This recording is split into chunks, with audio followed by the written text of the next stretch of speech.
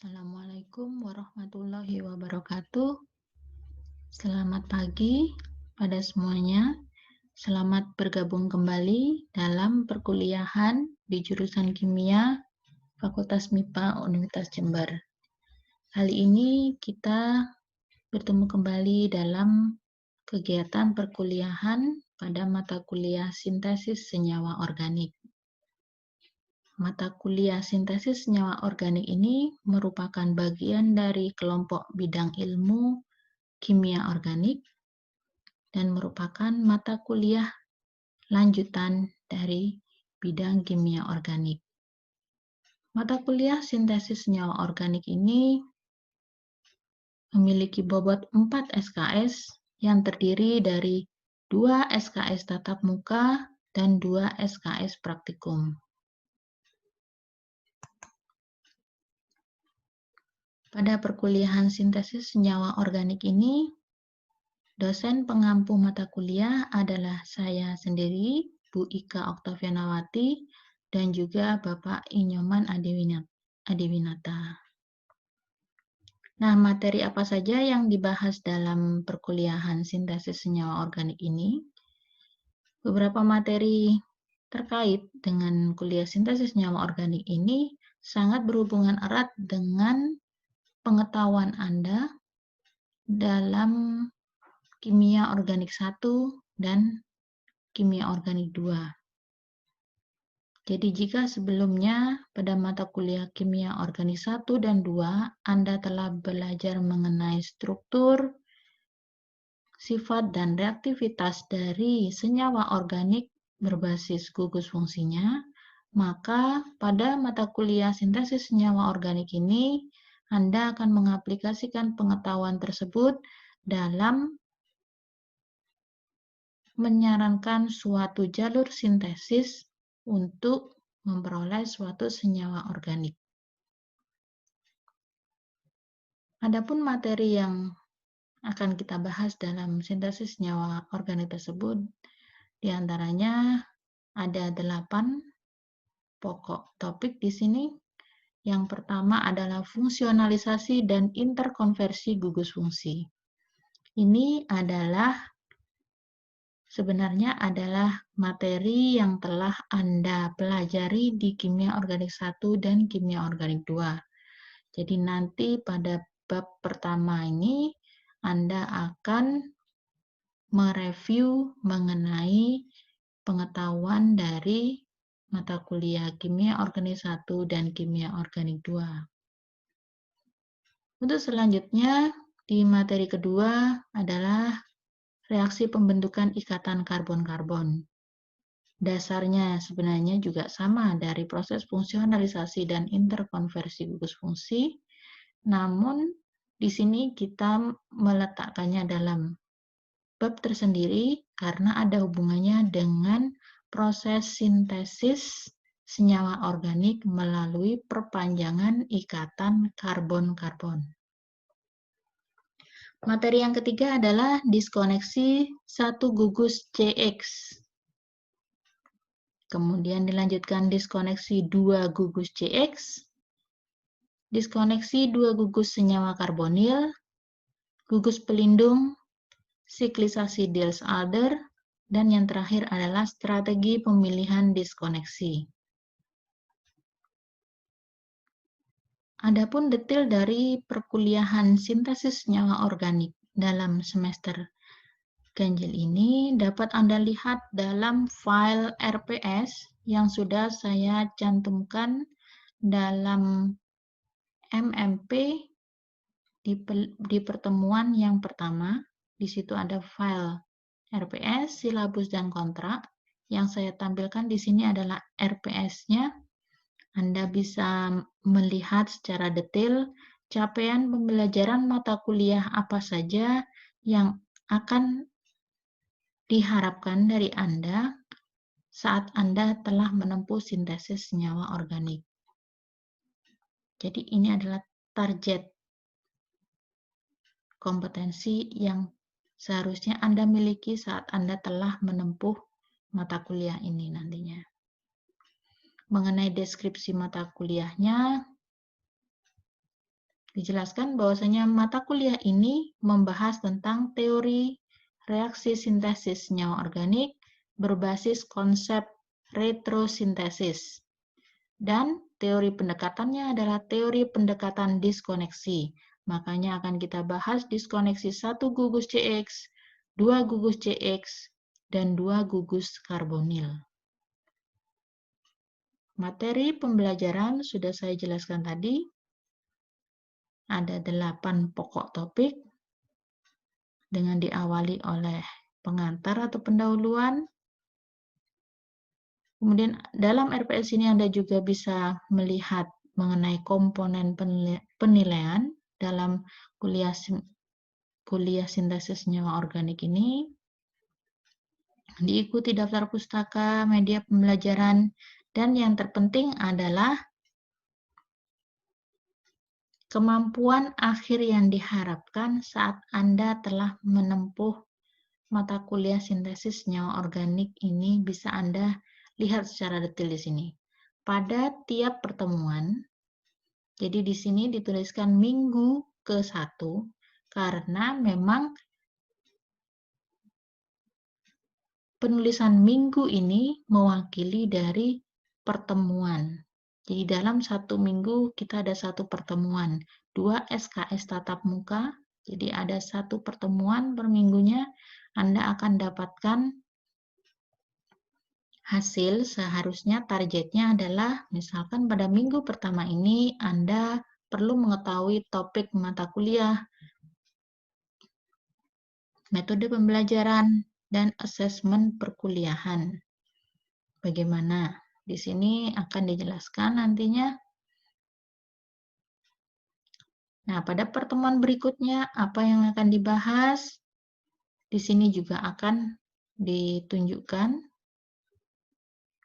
pada minggu kedua sampai minggu kelima, berarti ada 4 minggu, ada 4 pertemuan di mana kita akan membahas mengenai konsep dasar fungsionalisasi dan IGF. Bentuknya bagaimana? Presentasi dan diskusi. Nah, ini nanti berarti Anda perlu mempersiapkan untuk minggu kedua, minggu depan. Kemudian minggu ke-6, apa yang akan dibahas hingga minggu ke-16. Semuanya ada di sini. Anda bisa mengeceknya dalam RPS mata kuliah sintesis senyawa organik. Baik, saya lanjutkan mengenai daftar pustaka. Dalam RPS telah disebutkan, ini saya perjelas dalam PowerPoint. Di sini Anda bisa menggunakan pustaka acuan yang telah dituliskan dalam RPS, ataupun Anda bisa mencarinya secara bebas di internet. Jadi di online, pada online ataupun offline, pada buku apapun. Pada buku-buku teks kimia organik juga akan Anda dapatkan banyak informasi mengenai sintesis senyawa organik. Namun karena dalam perkuliahan ini sintesis senyawa organik yang kita gunakan adalah berbasis diskoneksi, mungkin Anda akan perlu buku yang memang mengacu mengenai pendekatan diskoneksi untuk sintesis senyawa organik. Jadi Stuart Warren bisa jadi referensi yang baik dalam perkuliahan ini. Anda bisa browsing di Google, ada e-booknya, ataupun bisa datang ke perpustakaan untuk meminjam hard copy-nya. Tidak menutup kemungkinan sumber lainnya yang mengajarkan mengenai sintesis senyawa organik bisa Anda gunakan juga dalam perkuliahan ini.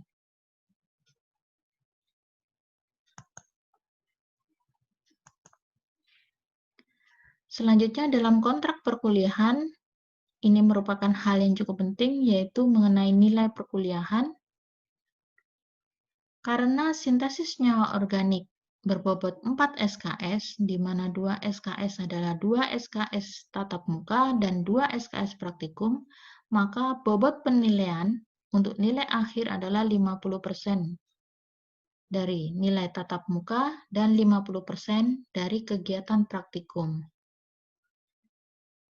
Jadi proporsi praktikum sangatlah besar, sebanyak 50%, sisanya adalah usaha Anda untuk memperoleh nilai saat tatap muka di kelas. Tapi saat ini kita menggunakan metode kuliah online. Dan di sini adalah komponen penilaian yang akan dibutuhkan, ujian akhir semester sebanyak 20%, UTS 15% yang proporsinya akan setara dengan tugas dan aktivitas lainnya yang akan diberikan oleh dosen. Hal ini adalah untuk mengakomodir kegiatan kuliah online yang mungkin nanti akan lebih banyak menuntut kemandirian Anda dalam belajar. Jadi tugas juga akan memiliki proporsi yang cukup tinggi. Jadi ini adalah kondisi ideal yang akan kami terapkan untuk melakukan penilaian dalam akhir semester. Mengenai kehadiran, sampai saat ini belum ada surat keputusan dari rektor, jadi secara formal yang menyatakan bahwasanya kehadiran Anda perlu setidaknya minimal 75% agar bisa mengikuti ujian akhir semester. Nah, keputusan ini belum ada, tapi bukan berarti bahwasanya nanti Anda akan memiliki keleluasaan juga seperti semester sebelumnya, bahwa terdapat banyak sekali dispensasi akibat diberlakukannya kuliah online yang mendadak. Jadi, anggap saja perkuliahan kali ini, semester gasal ini, sama saja, saat pandemi ini sama saja dengan kegiatan perkuliahan sebelum adanya pandemi. Kerjakan semua tugas yang diberikan, tetap memenuhi administratif dari perkuliahan, yaitu presensi kehadiran, dan juga mengikuti praktikum. Sehingga Anda nanti tetap bisa mengikuti ujian akhir semester yang proporsinya cukup besar, yaitu 20% dari nilai akhir. Nah, karena pada masa pandemi ini adalah kegiatan mandiri yang lebih banyak ditekankan, pembelajaran mandiri, pembelajaran aktif Anda, maka dalam pembentukan tugas kelompok ini, kami memberikan proporsi nilai yang cukup tinggi, tadi sebanyak 15%. Nah, tugas kelompok apa yang akan diberikan pada Anda? Yaitu adalah pada topik pertama mengenai fungsionalisasi dan interkonversi gugus fungsi.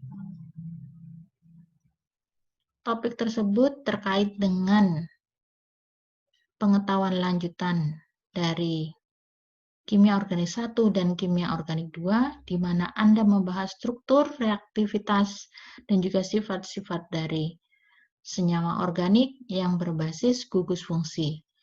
Nah, di sini pada tugas kelompok, Anda diharapkan mampu mempresentasikan struktur, sifat, dan juga reaktivitas dari senyawa organik berbasis gugus fungsi. Yang pertama adalah mengenai alkena dan alkuna, alkil halida, alkohol dan eter, aldehid dan keton, asam karboksilat dan turunannya, senyawa aromatik, dan juga amina. Jadi kami kelompokkan di sini terdapat 7 kelompok yang nantinya akan kita bagi secara merata dari jumlah mahasiswa dalam tiap-tiap kelas.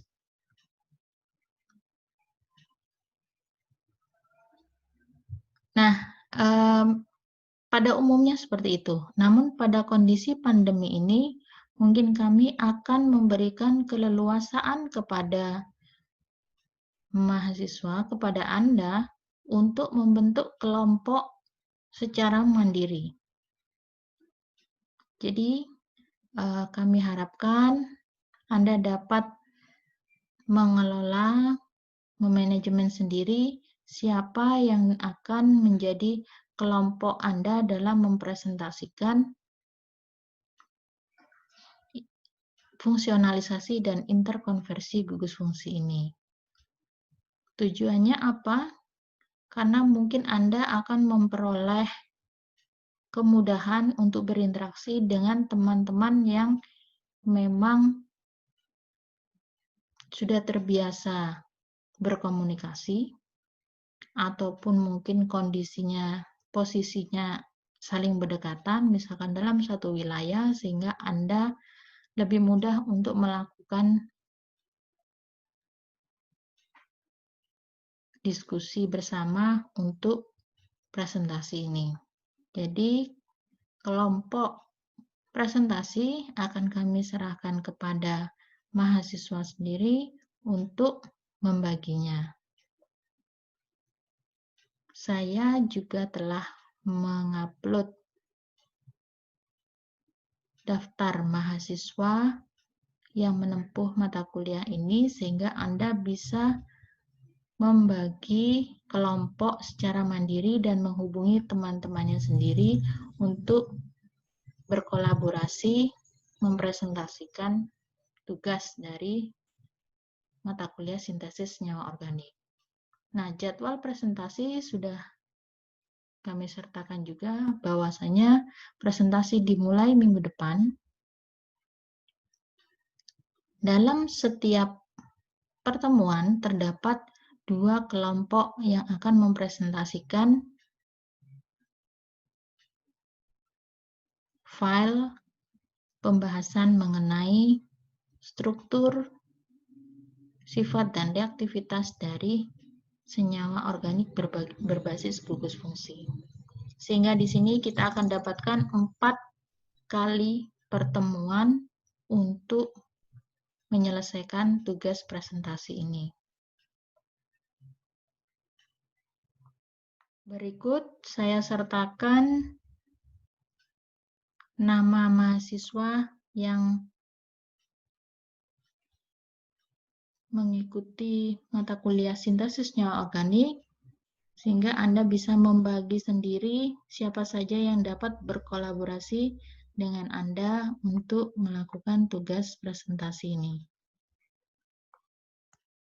Ini adalah yang kelas B.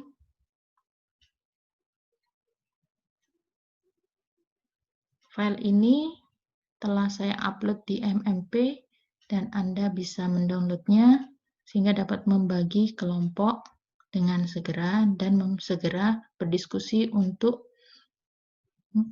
persiapan presentasi kelompok ini. Apa harapannya dari presentasi kelompok dari tugas sintesis senyawa organik ini? Jadi, output yang akan diperoleh adalah bentuk bagan mengenai reaktivitas dari suatu senyawa berbasis gugus fungsi. Nah, di sini contohnya adalah fungsionalisasi alkena, di mana Anda telah mempelajari alkena bisa direaksikan dengan berbagai macam reagen untuk membentuk berbagai macam jenis senyawa organik dengan gugus fungsi yang berbeda-beda. Misalkan, alkena bisa diubah menjadi alkohol. Alkohol pada posisi yang bagaimana, itu juga bisa digunakan reagen yang berbeda pula. Alkena bisa diubah menjadi alkana, alkena bisa dioksidasi ataupun alkena bisa diubah menjadi alkil halida. Berikut adalah contoh lain dari fungsionalisasi hidrokarbon aromatik yang telah Anda pelajari, bahwasanya suatu benzen dapat diubah menjadi nitrobenzen, halobenzen, benzen sulfonat, alkil benzen, ataupun asil benzen. Nah, ini bisa jadi adalah salah satu output dari tugas presentasi kelompok dalam kuliah sintesis senyawa organik ini. Contoh yang paling baik dalam output presentasi sintesis senyawa organik ini adalah saat Anda memperoleh bagan di mana tidak hanya reaksi dari senyawa berbasis satu gugus fungsi tersebut diubah menjadi turunannya saja, tapi dalam satu bagan ini juga bisa diperoleh informasi mengenai bagaimana cara mensintesis suatu senyawa organik dalam bentuk gugus fungsi tertentu. Jadi di sini misalkan asil halida. Asil halida bisa direaksikan membentuk aldehid dengan cara direduksi menggunakan reaksi hidrogenasi. Ini adalah bentuk reaksi membentuk turunannya. Nah, di sini juga ada informasi bahwasanya asil halida bisa diperoleh dari suatu asam karboksilat. Nah, jadi dalam satu bagan ini kita bisa memperoleh banyak informasi, di antaranya bagaimana menurunkan asil halida ataupun bagaimana cara mensintesis halida. Ini adalah output dari presentasi kelompok dalam kuliah sintesis senyawa organik ini.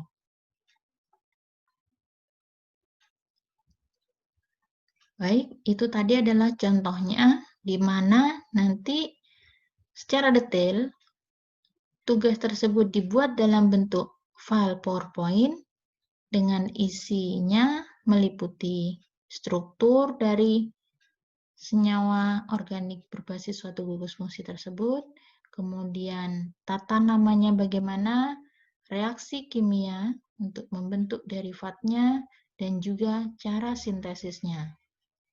Jumlah anggota kelompok tergantung dari jumlah peserta tiap kelas. Jadi ada sejumlah mahasiswa 36 orang mahasiswa dalam kelas A dan juga 31 mahasiswa di kelas B.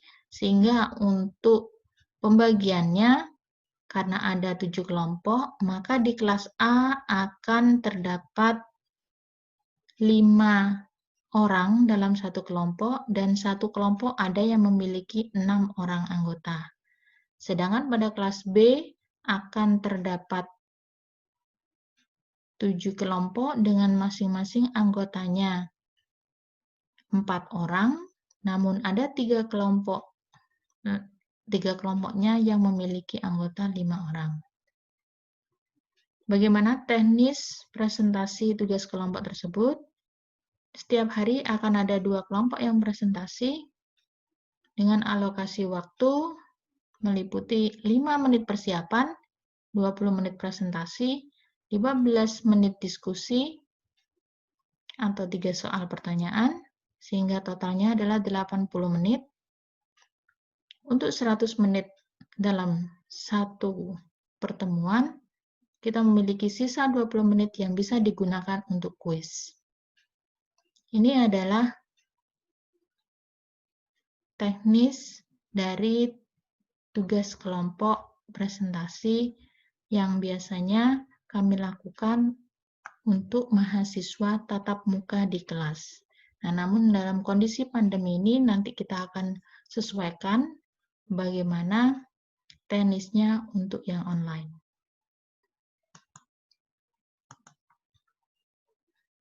Nah, itu saja informasi mengenai perkuliahan tatap muka. Nah, untuk praktikumnya, seperti yang sudah Anda ketahui bahwasanya jadwal praktikum untuk kelas A, sintesis senyawa organik adalah jam 7 hingga jam 12.20 di hari Jumat, sedangkan kelas B 12.30 hingga 17.50. Teknis mengenai praktikum ini akan kita bahas pada hari Jumat besok. Yang saya tampilkan di sini hanyalah untuk mengetahui bahwasanya praktikum adalah sebanyak 2 SKS. Ini akan memberikan bobot 50% dari nilai akhir. Sehingga selain tatap muka, Anda juga perlu memperhatikan praktikum karena penilaiannya cukup besar dalam kuliah sintesis senyawa organik ini. Baik, itu saja informasi yang saya berikan mengenai pengantar perkuliahan sintesis senyawa organik. Jika ada pertanyaan dan juga ada diskusi yang ingin disampaikan, Anda bisa menuliskan komentar pada kolom di bawah, di kolom komentar, ataupun melalui grup WhatsApp kelas untuk mata kuliah sintesis senyawa organik. Saya akhiri, sekian, sampai bertemu di pertemuan berikutnya. Assalamualaikum warahmatullahi wabarakatuh.